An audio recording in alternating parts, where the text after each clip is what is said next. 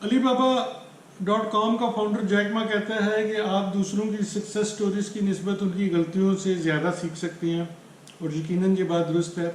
शुरू में जब मैं किसी क्लाइंट का काम कर रहा होता था तो क्या होता था कि अक्सर काम डिले हो जाता था या देर हो जाती थी।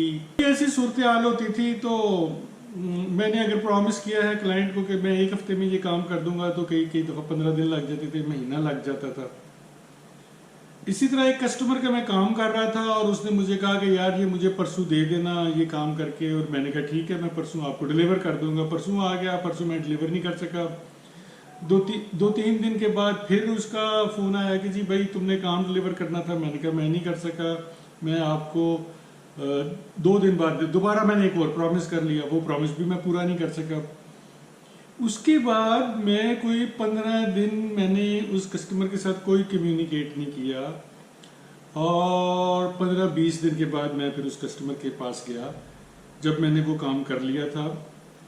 तो ऑब्वियसली वो कस्टमर मेरे साथ बड़ा नाराज़ हुआ। उसने कहा यार तुम्हें मैंने कहा था और तुमने ना बताया मुझे कि तुम किधर हो, ना तुमने काम किया। मैंने कहा मैं ऐसे बिजी हो गया था, या मैंने जो भी उस वक्त बहाना किया मैंने, या मेरी तबीयत नहीं ठीक थी। तो उसने मुझे बड़ी अहम बात की, वो अच्छा बंदा था।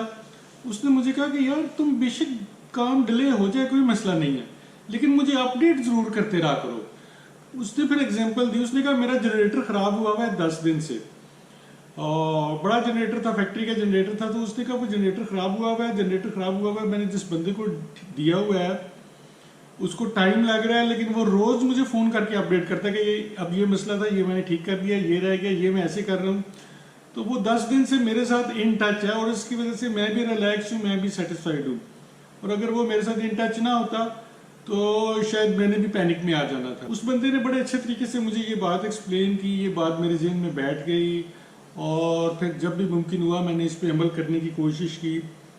जब भी मैंने कोई प्रॉमिस किया और मुझसे डिले हुआ तो मैंने कोशिश की कि मैं कस्टमर के साथ इन टच रहूँ और उसको बताता रहूँ कि मैं काम कर रहा हूँ, इतना हो गया है, इतना रह गया है, ताकि उसकी तसल्ली रहे। ये टिप उन लोगों के लिए बड़ी अच्छी हो सकती है जो अभी नया काम शुरू कर रहे हैं, और कई दफ़ा उनको काम डिलीवर करते हुए टाइम लग जाता है, और फिर वो क्लाइंट को बताते भी नहीं है कि डिले क्यों हुआ है, और फिर जब